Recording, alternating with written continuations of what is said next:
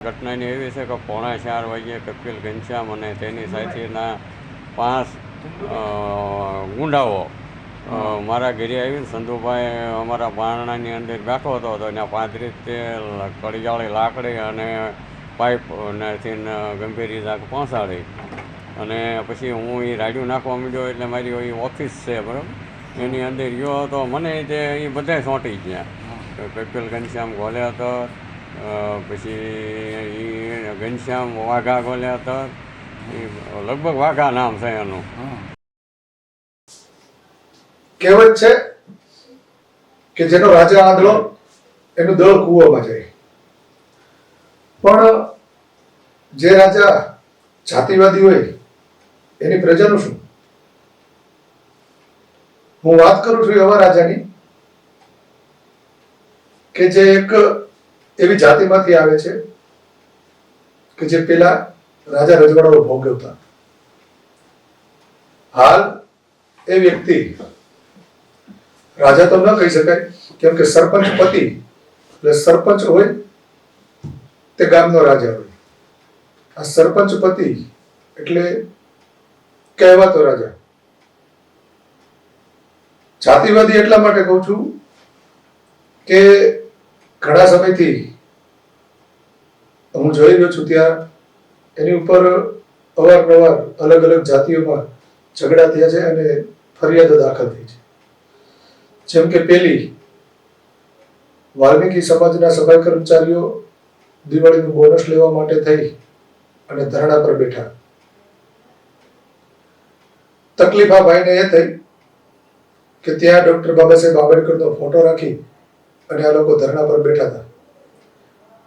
અને આ ભાઈએ ડોક્ટર બાબા સાહેબ આંબેડકરનો ફોટો ત્યાંથી કાઢીને ફેંકી દીધો. જેના અનુસંધાને તારીખ 8/11/2023 ના રોજ ઢસા પોલીસ સ્ટેશનની અંદર એટ્રોસિટી એક્ટ મુજબ ગુનો નોંધાયો.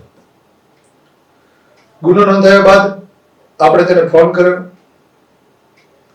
પણ એણે એવું કીધું કે ભાઈ કાયદા પ્રમાણે જે કંઈ થતું હશે એ કરશું, કાયદાની વિરુદ્ધ તો અમે પણ નહીં જઈએ. એટ્રોસિટી એક્ટ એટલે સ્પેશિયલ લો, જેને કોઈ પણ બીજા કાયદાની કોઈ કલમો સાથે કંઈ લેવા દેવા હોતું નથી.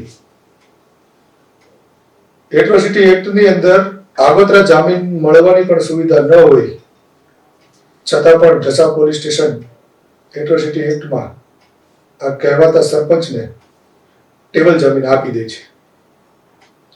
જેનો વિરોધ કરતા આપણે બોટાદના એસપી બલડિયા સાહેબને ફોન કરેલો, પણ એણે પણ આપણી વાતને ઊંડાણ કરી અને સરખો જવાબ ના આપ્યો. વાત અહીંથી અટકતી નથી અને આ રાજાના કાંડ પણ અટકતા નથી. અવારનવાર ન હોય એવા લોકો સાથે ઝઘડા કરવા, કોઈ અરજી કરે તો એને ફોન કરીને ધમકીઓ આપવી, આવા ઘણા બધા બનાવો બનતા જ રહેતા હતા. હમણાં જ તારીખ 6/3/2024 ના રોજ ઢસા પોલીસ સ્ટેશનની અંદર નરેન્દ્રભાઈ પરસોત્તમભાઈ સોલંકીએ ફરિયાદ નોંધાવી કે કપિલભાઈ ઘનશ્યામભાઈ ગોલેતર મને મારી નાખવાની ધમકી આપી છે ટેલિફોનિક, જેનું રેકોર્ડિંગ છે, આપણે મૂકશું, સાંભળજો. હલો,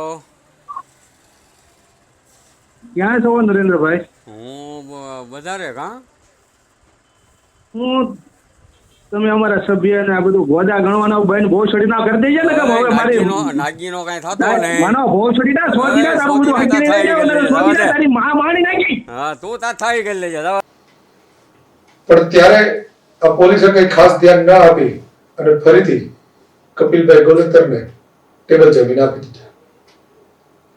અને એ ટેબલ જામીન આપવાથી કપિલભાઈ ગોલેતરને વધારે હિંમત આવી અને તારીખ 8 ના રોજ એણે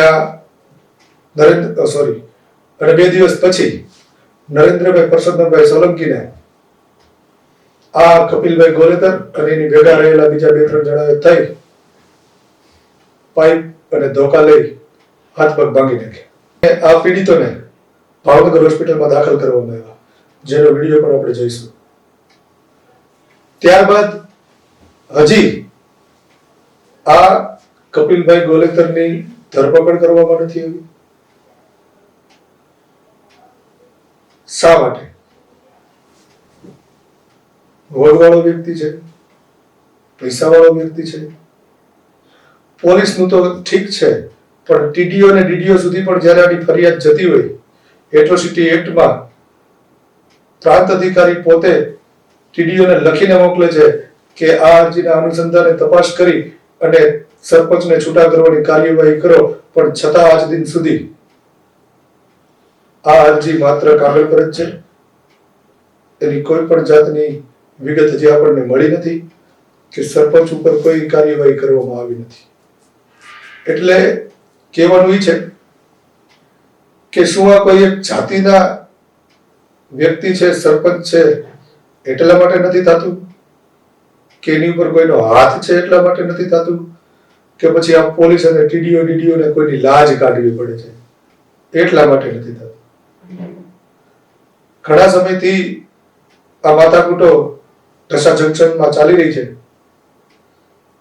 ત્યાંની પ્રજા આ કહેવાતા સરપંચથી ત્રાસી ગઈ છે, પણ છતાંય તંત્રના પેટનું પાણી હલતું નથી. ચૂંટણી નજીક આવી રહી છે. કદાચ આ કહેવાતા સરપંચ ચૂંટણીમાં ફાળો જાજો આપતા હશે,